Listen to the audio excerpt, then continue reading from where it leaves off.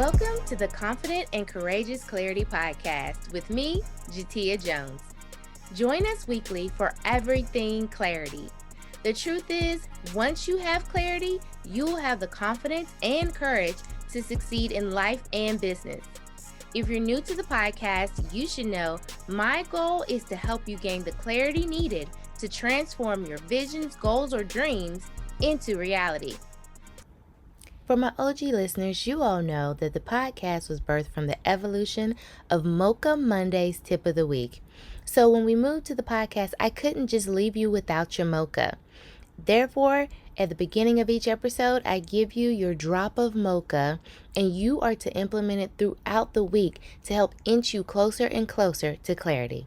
This week's drop of mocha is from Marshawn Evans' 100 Days of Believing Bigger devotional journal. She said, "An unashamed woman is an unstoppable woman." Let me say that again. An unashamed woman is an unstoppable woman. It's time to release your timidness and regrets and trade them in for resolve and readiness. When I read that, I was like, ooh, that's good. That's really good. So what doubt, shame, guilt are you holding on to that you need to release? Journal about it this week. And if you feel compelled to share, I would love to hear so I can help encourage you along this journey so you can release it, so you can reach greater heights and you can be free to be all that God has called you to do and be all that God has called you to be. Imposition. Good morning, ma'am. How are you? I am doing well. Good morning, Jateya. How are you? I'm good. I'm excited to have you on the podcast. I'm excited to be here. Girl, so they got your bio already, but I'll let you tell them who you are and what you do. All right. So my name is Lindsay Raé Perry. I am a woman of God. God is my father. That's how I identify myself. I am a wife. I am a mother.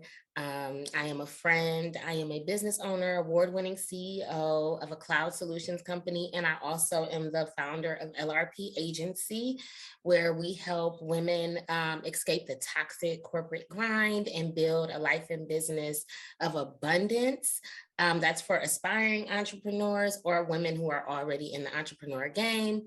I also have a nonprofit that I actually started. We're actually waiting for a 501c3 status. It's I Am Next Gen, and what we are gearing towards is teaching entrepreneurship skills and cloud certifications to women and children, to young girls. So I'm excited about that. What else do I do? I am a visionary. I absolutely love to cook. I'm a great cook, actually. I know how to throw down in the kitchen. And I love to dance. And I think that, I value relationships and friendships, and I'm a girly girl. I love it. I love it. So this season I am focused on the multi-passionate. And so I love that you touched on everything that you do. One after my own heart, right? Yeah. The nonprofit, the businesses, the personal, all of the things that pull on us as we go out here on this purpose journey and try to make it happen. And I'm so excited about the nonprofit. So Yeah, I know. I don't even know where I want to start today. So I think I want to start with, because, I just posted recently about my leaving the toxic 9-to-5 work environment. Yeah. And if you'll share some of your story or your why behind starting that part of your company and wanting to help women do that. Oh my goodness, my why. So I knew at about the age, I want to say 6, that I wanted to be an entrepreneur. It was something that dropped in my spirit. We had an assignment in the 1st grade, and our teacher said, "What do you want to be when you grow up?" And at first, I was like one of those smarty pants kids. So I'm like, I'm gonna choose the longest word And so I chose entrepreneurship because I had an uncle who actually owned his own business. And I was like, I can't envision my life of anybody telling me how to move and what time to move. So I want to be an entrepreneur. I didn't know then that was really like God's idea for me, right? And dropping in my spirit. And then as time progressed, I grew up around a lot of hardworking women. My grandmother was a domestic, and she walked to work every single day about an hour, 2 hours, like literally. And she had 9 children, plus she would take care of other, grandkids and other people's kids. And so hard work. And she was a single woman at the time. And watching I never got to see her do that. I knew that that was her history, right? When I was born, my grandmother was tired and she wasn't working at all. But my mother was a hard worker. All of my aunts, I saw them sacrifice themselves to systems, but it didn't quite equate to a lot of money, and it didn't equate to happiness. And I was always on this search to figure out, like, this can't be the meaning of life. I see these women with so many gifts, so much talent. My mother, she was a bus driver for 34 years. Literally, she would take me to like union meetings and always fighting discrimination. And she worked very hard to put food on the table and to provide for me and my cousin and others. But it didn't equate to what I felt was a fulfilled life. And even though I'm grateful, and I know she's grateful for the ability to provide, I know that she wanted more, which is why she instilled in me to go after my dreams and to never settle. So I did that, and it took a lot of bumps in the road. And I thought, okay, I'm going to just, go ahead and throw myself into different careers and figure out which one sticks that I like. But nothing ever felt right to me. And I would always find myself in situations where I was being treated less than, and I was just tolerating, like, breadcrumbs, really. Like, I'll accept this job and they're going to pay me, but then they treat me like trash. I get the anxiety on Sunday, get sick to my stomach because I got to go to work on Monday. Everything just starts feeling like it's closing in on me. And within that toxicity, like, at first, you can deal with it. You like, it's just a job. I'm gonna just separate myself. But when you are passionate and you are called, it is very difficult to do that. And then the Sunday scaries, right? The Sunday anxieties turn into you start building coping mechanisms around that. So Friday is happy hour. Maybe Monday is happy hour. Tuesday is happy hour. Wednesday is happy hour. Then you realize, like, maybe I'm drinking a little bit too much. Why? Right? And so I recognized that my life, I was grinding. All of this was just toxic grind. And we can get into that later if you want to know that story. My why is my motivation is the women that I saw, but my why was really the fact that, in 2017, I had a nervous breakdown, which I call a nervous breakthrough.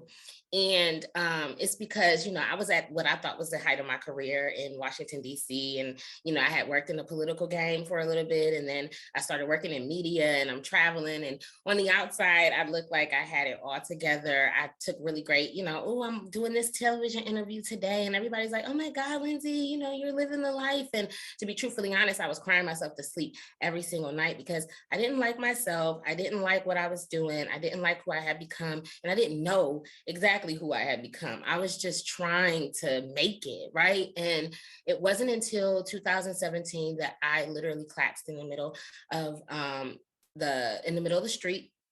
I was with my husband, and we had gotten into a little argument, just telling y'all that, and I collapsed. We weren't fighting physically, but I collapsed. And he had to call the ambulance because I wouldn't get up. And they scraped my body off the pavement. And that was when I recognized I did not know who I was. I did not know where I lived. And God had to really sit me down. All of that grinding, all of that hustling, all of that addiction to achievement, right? All of that toxicity was actually rooted in me running from my childhood traumas of the rejection of my father and never feeling worthy and feeling like I was abandoned and neglected emotionally and physically.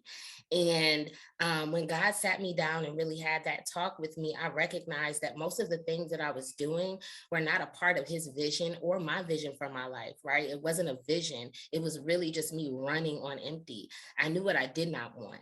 But when you know what you don't want, without creating a vision, you will perish, because your vision is what you don't want. I don't want to be like that. I don't want to be like all the, people in my family who worked and worked themselves to death. I don't want to be, I don't want to be like that. Well, what do you want to be like? Because if you don't know what you actually do want, you will run into exactly what you don't want. It's your focus. So that is what was happening to me. And when I crashed and burned, that's when I was able to actually get a vision for my life. And that's when I recognized that this is my life's work. Nothing pains me more than seeing a beautiful woman with so many gifts and a calling on her life lay dormant to a toxic system that is really riddled in evilness. And I want everyone to have that level of freedom and harmony in their lives. So. You said so many good things, honey, because it's so true. I think the one that stood out the most was, when you're focused on what you don't want, you end up with that because that is your focus, right? And a lot of times we don't realize that is the focus, right? Because it's like, that's our not. That's what we don't want. We want the opposite of that, but that does turn into the focus, and it's just a repeated generational cycle, and that, I think that stood out the most because one of the biggest things that I want to do at the end of the day is course correct. I want people to course correct it. I think that is the root of helping us heal and helping us prosper. Because even those that don't think they need to heal from something need to heal from something, because especially being a multi-passionate, right? Whether it's listening to everyone else, you need to focus. You're such a flake. What are you doing something? So like all of the degradation of your little light, you let it dim. And I want to course correct that and let it shine. So there's so many parallels, even if you didn't have the same, height of your career, there's still so many parallels there. Where and height of your, I don't mean to interrupt you, but height of your career doesn't even necessarily, it doesn't mean, I was not at the height of my career. Let me just be real. Yeah. Looked good. But for some people, it may be, I'm comfortable. Yeah. Right. Like my bills are paid. I don't have all the money in the world, but I'm comfortable. Right. I have a job. We have been taught to settle for breadcrumbs in life. And because we've been taught to settle for breadcrumbs, consciously and subconsciously, whether we saw it, we thank God for our parents and their ability to provide or not, right? Whatever that means. But we have to change that pattern. And if we want something different, we have to radically go back and look at where we came from, look at our parents, look at your mom, look at your dad, right? Look at their patterns. What do they think? What are their views about money? What was their work ethic? What were their dreams and goals? And did you see that manifest in their lives? And if not, ask yourself, what patterns am I adopting right now that actually have nothing to do with God's calling on my life and have nothing to do with who I am as a person? Everybody comes with a context. And so we have to look at our lives in the scope of a context. Our mom and father, they are part of that context. And a lot of times we are running off of ideas and seeds that were planted, inherited traumas that we don't even know about. So we have to, and everybody thinks, okay, I'm healed. Well, why does it matter? It matters because a lot of times you think you're walking out your life, but you're really just playing a role in a movie that you didn't even create. Right. So it's important. This week I did a journal experience. It's called the I Am Quotient Journal Experience. And I had a lot of women sign up, no lie. But the first day, literally, there were only 4 of us. And I was like, God, what is this? Because I put my heart and soul into this thing, and people don't realize this is $7,000 to $10,000 worth of coaching. And the people that, you got the workbook, cool. But the people that didn't get to come, they don't get this sauce. They don't get this anointing. And so the first day was 4 people. People have life circumstances. That's great. But there's one. But then there's one that's really hungry. And we're walking through generational patterns and mom and dad patterns. And she's recognizing how she is walking around in a false identity. And so in order to really do what you want to do in life and do what God has called you to do, you first have to become. right? You have to become. And so a lot of us don't realize that, like, who are you? And like when you ask people, what do you do? Right? It's similar to the question, who are you? Because most of the time, especially in Washington, D.C., when I lived there and I ask people, hey, who are you? The first question they want to know is, what do you do? And they go down this long list of their accomplishments, but that doesn't tell me anything about who you actually are. And I could care less about that, you know? Or what you do. Or what you do. I work for Senator such and such tells me nothing. Yeah, that tells me nothing. Absolutely nothing. Tells me nothing about what you actually do. And those are the two hardest questions to answer: who you are and what you do.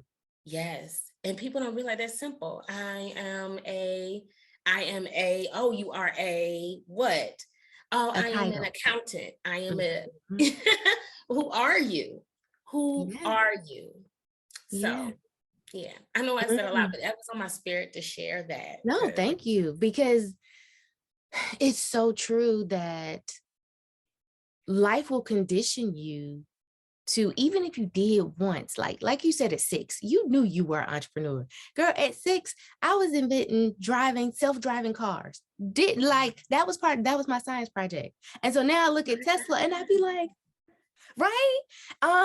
And not going down that path, because I was conditioned to, quote unquote, chase the money, because back then in the early 80s, they're like, whatever. Okay, I don't even know if the Jetsons was on TV then, right? But literally, yes, it was. I remember. I don't know. I'm gonna have to look that one up. But like, I remember even my teachers looking at me like, "Oh, okay, good job," right? Because this was kindergarten for me, right? And me being like, "Okay, well, let me, go the normal route, or do the normal thing, or do somebody else's script for your life." Like you said, because I've always said I'm the Harry Truman Show, the female version. I just don't know where the cameras are. And I was living out this script of what I thought was gonna get me. I put it to the side, as Courage called it. It was her side chick or her mistress, right? Yeah. But that I always dabbled in my gift. But it was like, no, you need a real job to pay the bills, or you need to. And so it lends you into that realm of the toxic. I took a pay cut for the government job because everyone's like, oh, you need the good government job. And I get there, and it's based in the military, which before I thought was brotherhood and camaraderie. And it's a bunch of BS. It's a bunch of follow the leader, shut up and do as I say, and don't ask no questions. And I'm looking around at all of these followers, not many leaders, not even in the positions of leadership, because they were once a follower. And now it's just ego and puffing my feathers just to make myself feel like somebody, because I'm telling you what to do. And I'm like, nobody else sees this. Literally, I have sat at my desk time and time again, like, y'all don't see this? This not strange to anybody else but me? And so that's when I realized being in this cube land, this world of followers, is not for me. And I tried to carry along some others with me and be like, go, dude, that is a great idea. And it's like, well, no, it kind of reminds me like Eeyore, and it broke my heart. It broke my heart. And I was like, it got to that point for me where I was like, well, I can't bring you along. You don't want to push through and do better, because you can be. I see the potential. You see the potential. So let me go do by myself. Yes. And dig out of Alcatraz with this plastic spoon until I could get up out of here, right? Because the triggers and like you said, the PTSD from the scary Sundays, because everybody can relate to that. It's the doom and gloom. It's like 3:00 on Sunday and you're like, work. You got like, I don't know how many more hours, more than 12 hours. Your day. Yeah. And you can't even enjoy it because you're dreading the next day, right? And then the happy hours, because you're seeking that happy. I got to the point where I was on a search for my happy. I did 100 days of happy. Yeah. And it was like, because you're searching for that because you lost that. And even when you have that fire burning inside of you and you think you know who you are, you have that remnants, it's still a very hard question to answer of who Yeah. you are and what you do. Yeah, And yeah. so that's how Outside I of mommy, love. outside of daddy, outside of family, outside of the teachers that, molded you, really, like the Mhm. influences that were in your life. Who are you? Yeah. Yeah. Touched And on don't be something. single without Oh, kids, oh, and oh, especially Black and single without kids. You oh. got all the time in the world to do for everybody else but yourself. Mm. You should feel bad for not. And I'm sitting here like, yo, those are the ones that have the life. They can go make and do choices at the drop of a dime. But everybody else has the expectations on them to, oh, you can do for me. Oh, you got disposable cash because you don't have anybody else to, so you can, and everybody tries to predict and move your life to their wishes. So it's a whole nother level on top of the toxic, right? Mhm. Um, and the cultural um norms of you do for your elders and you sacrifice yourself for others because that's the humbling thing to do, and it's very deep rooted. So the work that you do, honey, it is It more is than deep. needed. It is deep. And you touched on so many things that I want to like just say yes. You said a whole word. And so like, and I'm gonna start with when you said I'm just gonna dig myself out of Alcatraz with the plastic spoon, because that's the first thing that kind of like pops up for me.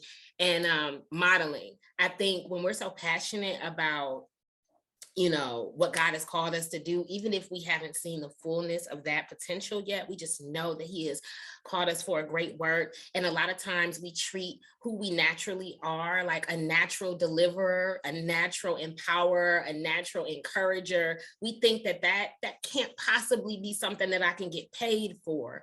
But we learn in entrepreneurship that the best leaders and the best entrepreneurs and businesses are those who solve problems. There is no greater problem in the human condition than suffering, broken heart, and a lack of passion. The whole Mhm. idea of Jesus dying on the cross was because of His passion for us. So if that was enough to give us grace to save us, what do you think that we were put on this earth to actually do?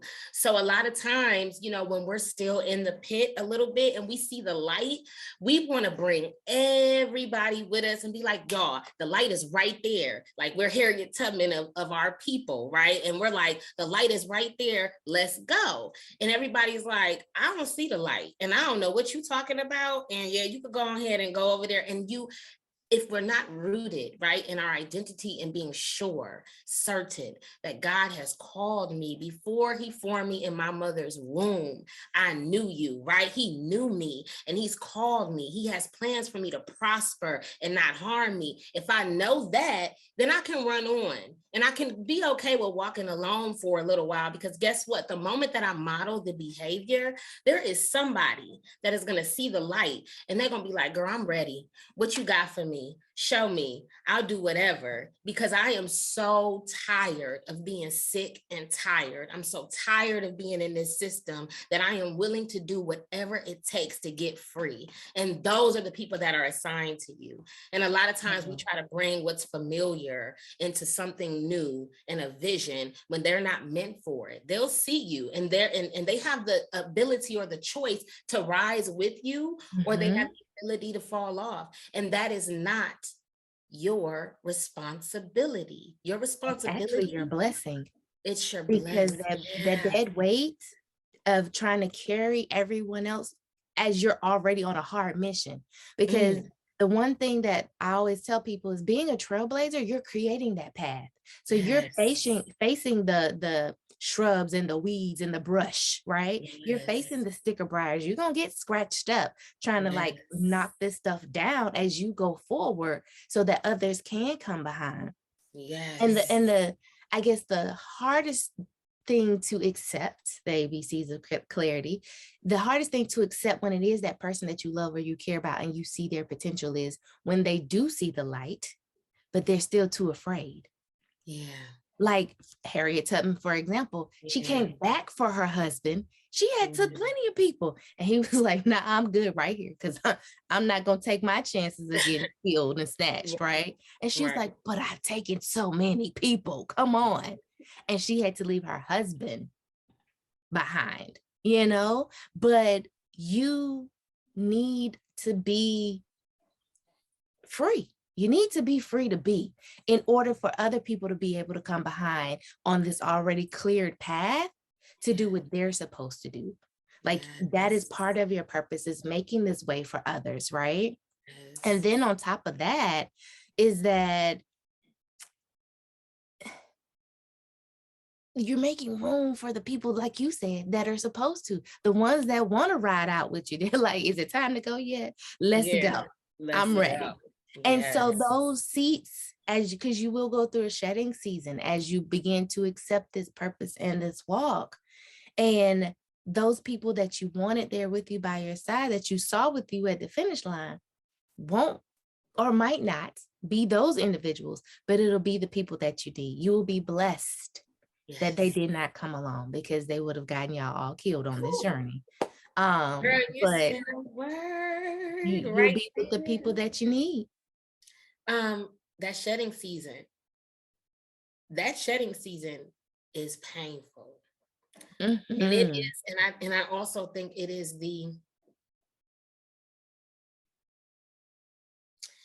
literally the make or break point that pioneers, trailblazers, entrepreneurs, whoever wants to walk in their God-given identity. It's the make or break point on whether or not you're going to cross that threshold, because it is so hard to leave what is familiar. And when you say, you hear those sermons when they be like, you can't take everybody with you, right. Hallelujah. And everybody be like, yes, you can't take everybody with you. When you hear that, you start going down this list in your mind of like, oh yeah, I could be okay with losing that one. I could, that one ain't doing, that's what you think. It's the ones that call you sis. It's the ones that call you brother. It's the ones that say, I love you. It's the ones who you thought would always be there. It's the ones that you've buried people with. It is the ones that's been in your corner that you thought, oh my God, we riding this thing out. When I make it, we all gonna eat, right? We all gonna, this is what, and it is hard to shed that. If you think about, past generations, you didn't veer off from family. And we talk about family values, and I believe that family values are very important. What I also believe is that at times you get to choose and create the family that you want to create. And a lot of people don't want to talk about that, because going back to what's familiar, look at Abraham. God told him, leave your father's country and go to a land that I will show you. And Lot had the opportunity to go with him, but Lot couldn't stand he didn't have enough faith to keep going. So God was like, oh, just take me over there and let me stay comfortable, because I'm not willing to go that far. But Abraham had to create a whole new life. He had a whole new life. A whole nations came out of him. And I think we need to take that same posture. If you really want to be who God has called you to be, you got to be okay with him pruning you, cutting off dead leaves, taking people away. It's okay. And if you got to walk alone for a while, and I'm not talking about loneliness, I'm talking about isolation. I'm talking about separating you so that you can consecrate, right? And really get clear on who you are, so that when you go back out into the world, the people that are called to you, the people that are assigned to you, you'll know exactly who they are. The friends, you'll know exactly who they are. And those take strategies. In the Journey to CEO, Journey to CEO is actually one of my programs that I'm getting ready to launch, and I said that too soon, but that's not what I was going to talk about. I Am Quotient Journal Experience. I Am Quotient is actually one of my methods, and my method, it stands for Identify, Align, and Manifest the life that God has called you to live. And so in that, when you're in that shedding season, you identify who you want to be, you align with the value, your core values, the values that God has for you, align with the habits, align with the environments. If you're you're in the wrong place, get to the right place location wise, you align with the right people. And if that means that you got to walk along with God to figure out who those people are, that's fine. And then you manifest, right? You manifest who God has called you to be. And a lot of times we have to allow for God to show us, this is supposed to be your friend. Well, she's not my type. I don't care what your type is. I'm telling you, there is deliverance connected to this relationship. We have to get out of our own way. We have to get out of the things that we think we like, and we have to submit our preferences to God so that he could give us a blessed life. Because I'm telling you, the shedding season is going to continue to happen, but it is the hardest thing for people to accept. It's the hardest thing. Ooh, girl, that example one was amazing when you said, and generations like that because he left, because he was obedient. Okay, Jateya, rewind. The first thing that you said was clear on who you are. So the main reason that this podcast is the Confident and Courageous Clarity podcast is because clarity breeds confidence and courage. Once you're clear on who and whose you are, as a faith-based individual, it makes it a little bit easier because we're human, we still get scared, right? Yeah. It makes it a little bit easier to stick your pinky toe in the water and be like, "All right, God, I'm about to step out the boat now." Yeah. But then when you have seen so many others examples prosper in obedience, right? I learned a lesson last year that I need to be obedient even when it's not practical. That was my lesson, right? And so ever since then, it was scary to walk away from that situation because everything about this situation was practical. It makes sense. The money's right. Da, da, da, da. After that, though, being obedient and being clear and listening to your gut, learning to listen to your gut again is part of that course correcting, because you done said so many times, woulda, shoulda, coulda, I knew better, I knew I shouldn't have, but trying to listen and appease others, right? And the guilt from family, being the black sheep of the family, when you do things differently, because again, majority of people on earth are followers. They don't have that confidence and courage to do something different, whether that's them and they're not really that different, but just be them and be that lighthouse so others can follow. They're too afraid to do it because of what somebody else gonna say. Well, surely, like, girl, being from the South, and especially, is the things that I've heard. The name calling to try to get you to conform. Oh, you think you too good? Oh, now because you got a college degree, well, you're the one who told me I could be anything and everything. So it's like, I just want people to take away from the example that you just gave, no matter what you done heard, what you done felt, what they done did, what they done said. I know all of this is broken English, but you can go off and be great and form nations, make the world a better place, be that legacy that is in history books for years to come. You gave the example of Harriet Tubman. Like but we're still talking about her. Did they ever put her on money? I know they were talking about it. Oh my God, the $20 bill? Yeah, That's another conversation. This new way, right? But can you imagine? She didn't think that she didn't even think that that was a possibility to ever. But what she did know is, this is my purpose. This is what God has told me to do.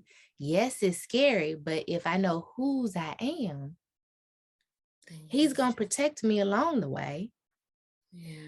And because of her, so many were saved. Because of her, I am, Yes, because of her, I am. Because of her, we are.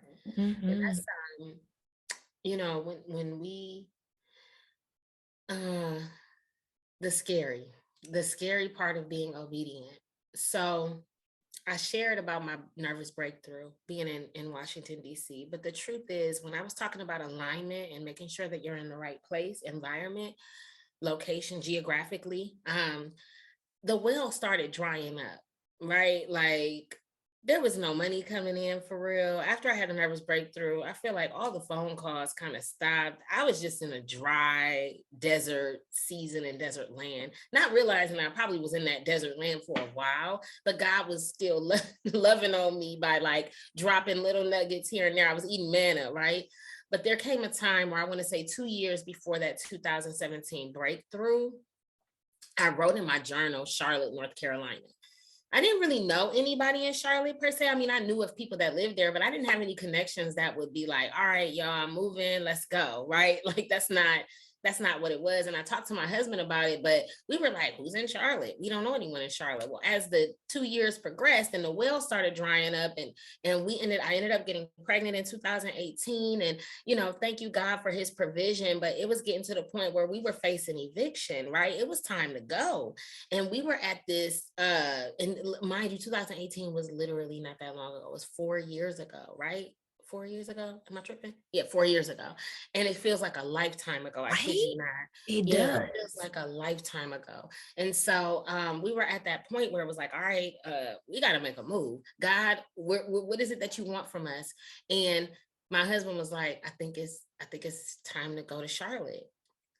No money. My husband lost his job. No job. No nothing. And it was like, okay, what are we going to do? We're going to go to Charlotte because that's what God told us to do. Do you know how crazy it is to pack up your child and say we move into a foreign land, pretty much, that we don't really know anybody. We don't have anywhere to live. We don't have any jobs. We don't have anything. Like, what are we supposed to do? And God said, go. I will show you. That's when he gave me that scripture for Abraham. Go and I will show you. I'm going to make a way for you. And I'm like, we have to. This is what God told us to do. So this is what we did. Packed up $100. Thank you God for my mama, because she provided the plane tickets and all of that. Like she really held it down. She provided for us, and we got on that plane. We got to Charlotte.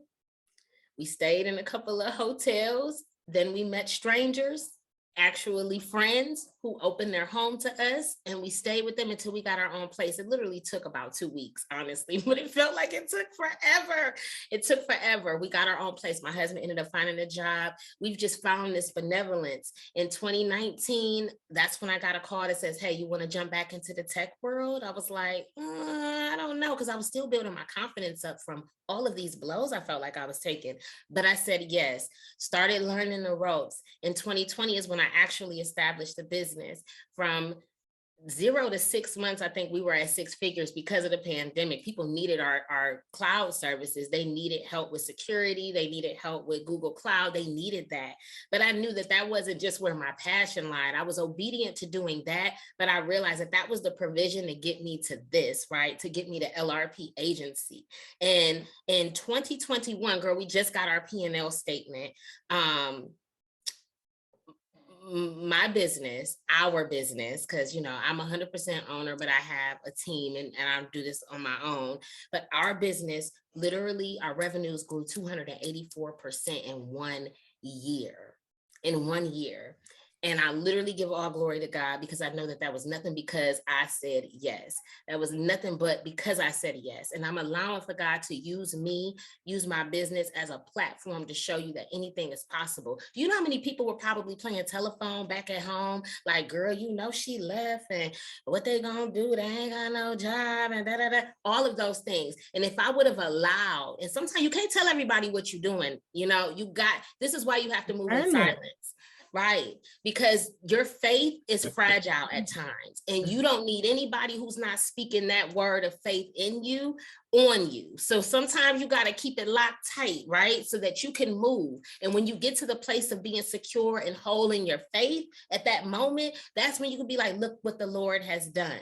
But yeah, I'm pretty sure it was talking. But I pray to God that they see the goodness of God, and they see the provision of God and obedience. And that's all I can pray for. But, of course, it's difficult. It's difficult. Had I submitted to, oh my God, my family thinks I'm crazy, everybody thinks, I would have never moved. Mm-hmm.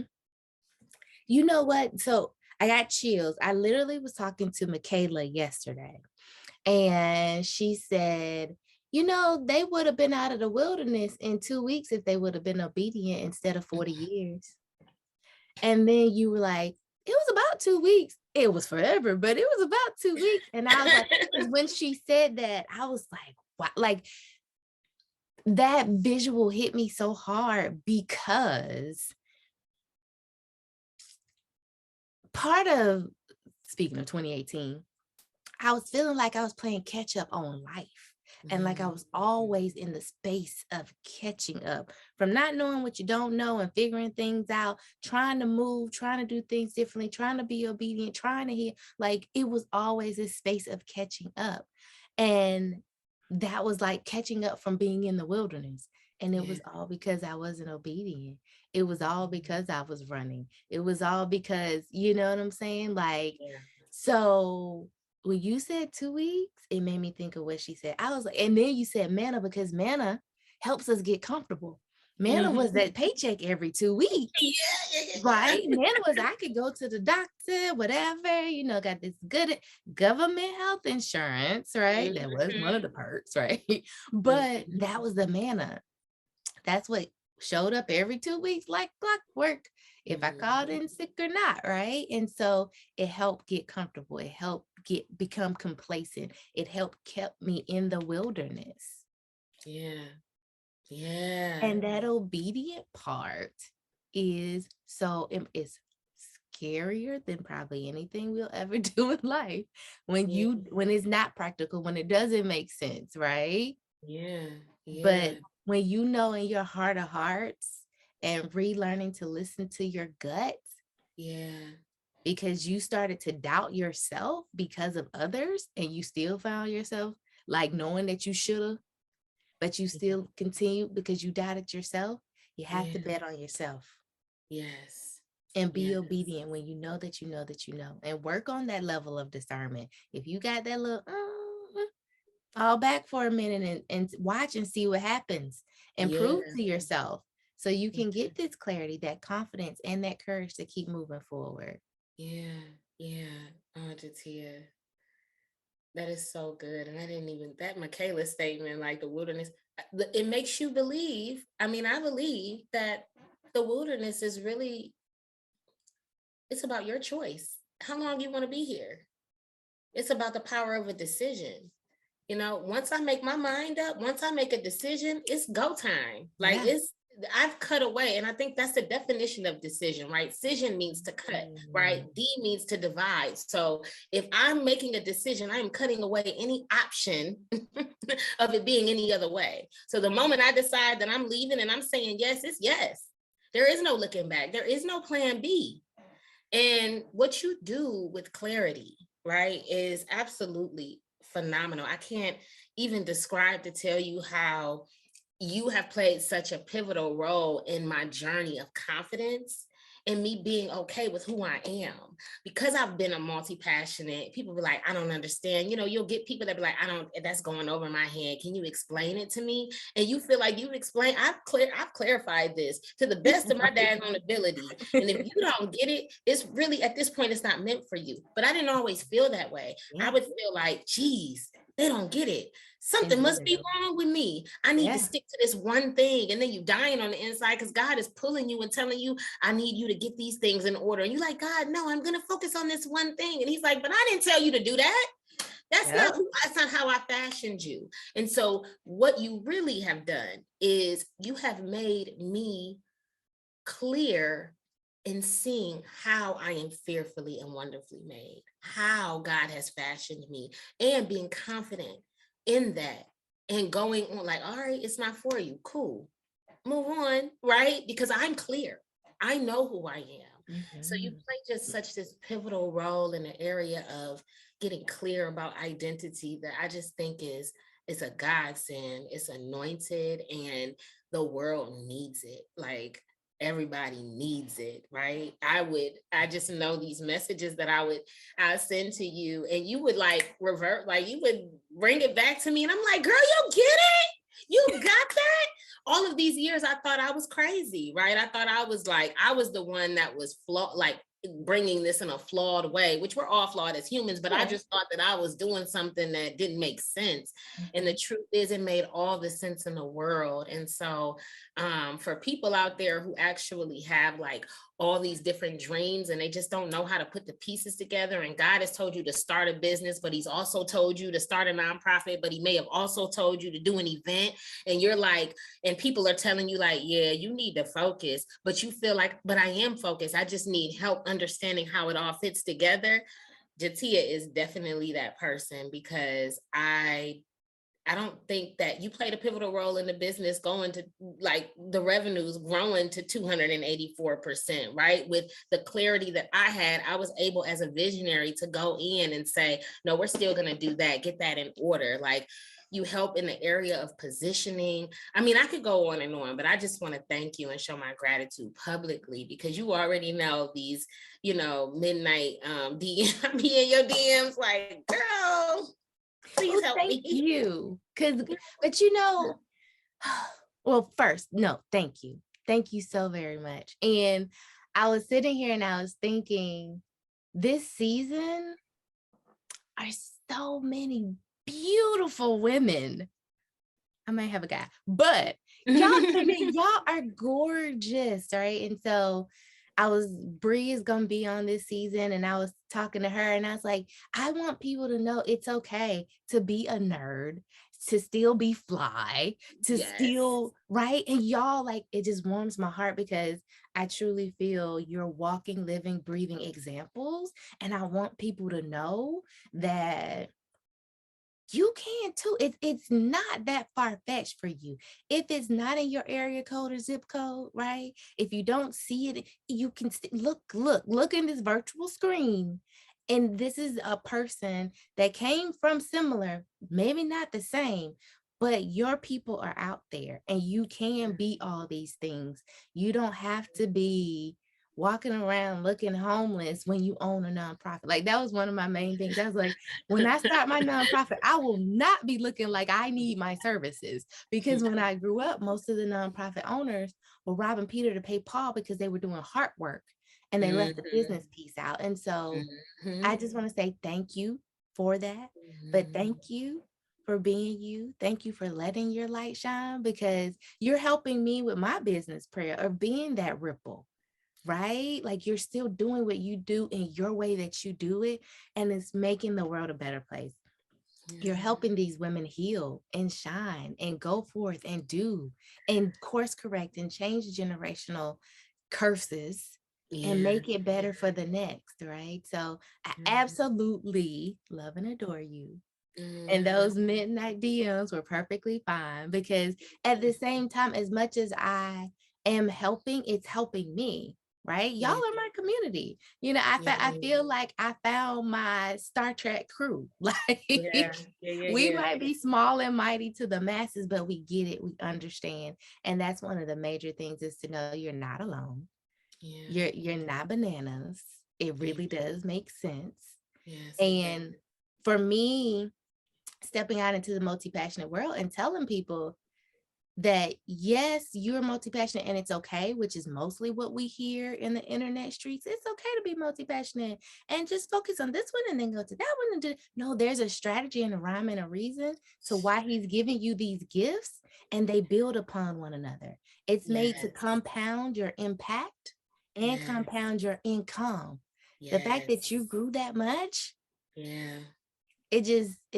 it warms my soul. It warms my soul. And it's all strategy. It's all the strategy of God. We can't continue to, there are people out there who have sound wisdom and sound advice. But at the end of the day, when you're walking in this, purpose and this calling, it is literally what God, it's you and God sitting there. How are we going to work this out, God? And he will give you the resources and people. He will give you the resources and ideas, all of that, right? But you got to be open to receiving that and saying, all right, I need you to start the cloud business first. Okay. Then I need you to keep running that figure out somebody, and I'm gonna bring you somebody that can take that over, because then I need you to start LRP Agency, because this is the real work. I need to heal some of these women, because I got daughters and sons that I need to manifest in the earth to do my work. So I need you to really focus on LRP Agency. On the back end, I need you to actually build the nonprofit, because when it's all said and done, I need I need to get my next generation of sons and daughters ready. So you are a part in all of that.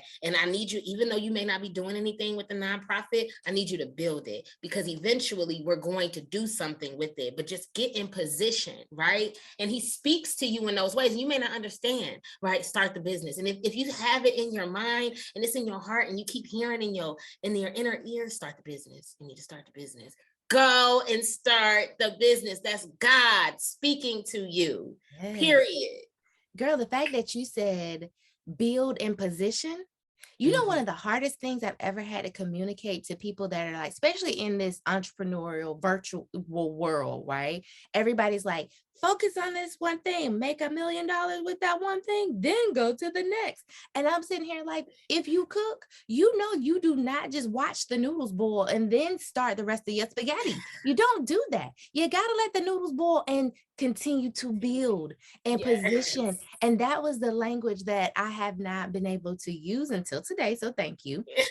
And I'm like, I just been saying you don't start your noodles and then, you know, like, but that's part of it. And most multi-passionates, we're visionaries. So you see the vision, even if it doesn't make sense, right? Like you said, the nonprofit. So build, prepare, position, because that ties right back into your cloud business.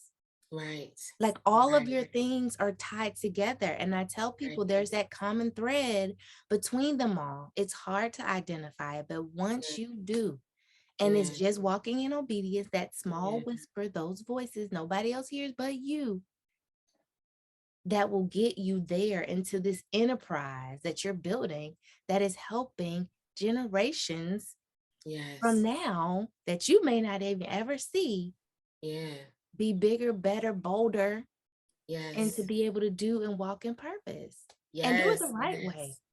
I'm telling you, I promise you, this is so good. This is so warming. Because, you know, we talked about in the beginning before the interview, how, girl, we ain't never scheduled something this early in the morning, right? And I'm awake. This is part of my morning devotional. What do you mean? Oh, amen on that one. Yeah, this is amazing. So when I think about, you know, God had given me, I've been reading Genesis, and in Genesis 17, that's when he made the covenant with Abraham. That's when he told him, he was 99 years old. He was like, the promise is coming within a year. I need for you to walk with me and be perfect, meaning be whole, right? And I will bless you. I will make your name great. I will give you many nations. Kings will come from you, and I will bless your descendants. This positioning, the way that he positioned Abraham, this is the same way he's positioning us. So if you just literally focus and specialize in this one area, you have to realize if you're trying to, you know, if God wants to make you a millionaire, billionaire, how are you going to scale that?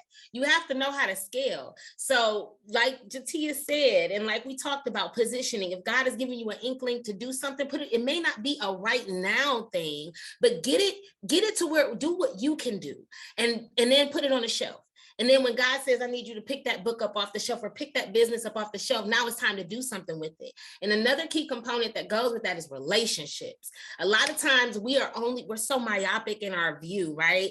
That we think that who we meet is for what we need right now. But you could have met somebody 5 years ago, 10 years ago, and it may not have made sense, but you still keep in contact. You do well by people. You treat people with love and kindness. And 10 years later, you see that they may be working at a private equity firm. You see that they might be in a business that literally, and the synergies are aligned. And God is like, now is the time for y'all to connect. Now is the time for you to get together. And guess what? Because you did right, because you served with excellence in your previous seasons, because you literally stayed true to having good character, you allow for God to shine through you.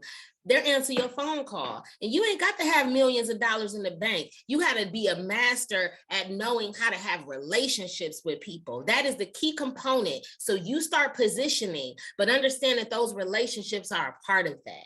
So I needed to say that. That's so good. That because you know my heart is networking, and so that speaks to my soul, because a lot of people hate that word and it has such a bad connotation, because it is about using people right now and being focused. Oh, you're not the CEO of the company, so I don't need to talk to you, when in all actuality you need their assistant more than you need them, because You they so don't even know their life. You know what I'm saying? So right. being genuine and giving without the expectation of immediately receiving or receiving at all has Yes. been one of the major things that has opened doors to meeting people that know more than I know, help like without looking for payment, right? Mhm. Especially when I first started the nonprofit out with, there were people flying in to do this for these kids, and I didn't have a dime to give you to say thank you other than this little small swag bag. Right.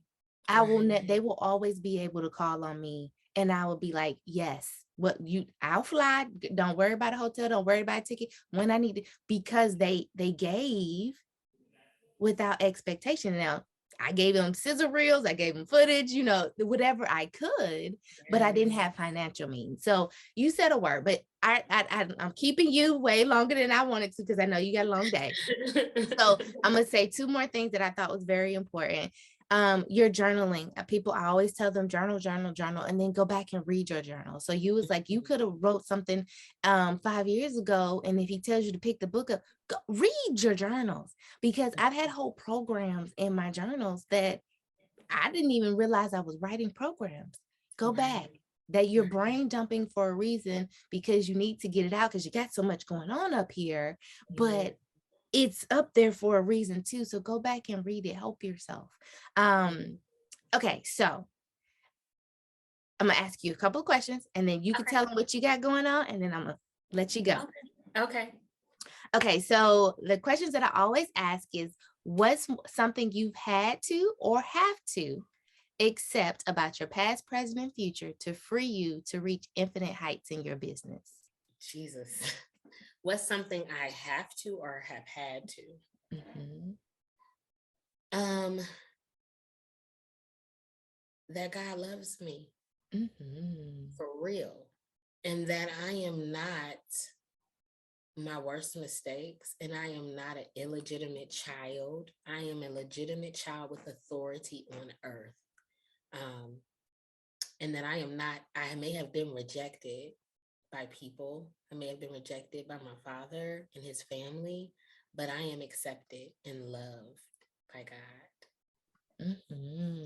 That's real good. Mhm. Um, as cliche as it is, what's one thing that you have to believe to achieve? You have to believe it's possible. Um, and not, you know what? I want to rephrase that, because sometimes the things just be like, oh my God, how you gonna work this out? But it can happen. But I Mhm. also think you have to believe you have to believe that what God has given you. You have to believe that that's in you. So you have to believe in yourself. I've been Mhm. I had it on repeat lately that he equips the call. He doesn't call the equipped. Yeah, yeah, yeah. That's really So good. believe in yourself. Um, how has embracing all of you, all aspects of Lindsay, contributed to your success or equipped you to do what you do? Embracing all of me. Not just the beautiful, oh my God, you're so fun and blah blah blah, not just that part, but also the broken, pieces, the shattered pieces of my story, the things that had me in shame and guilt for so many years.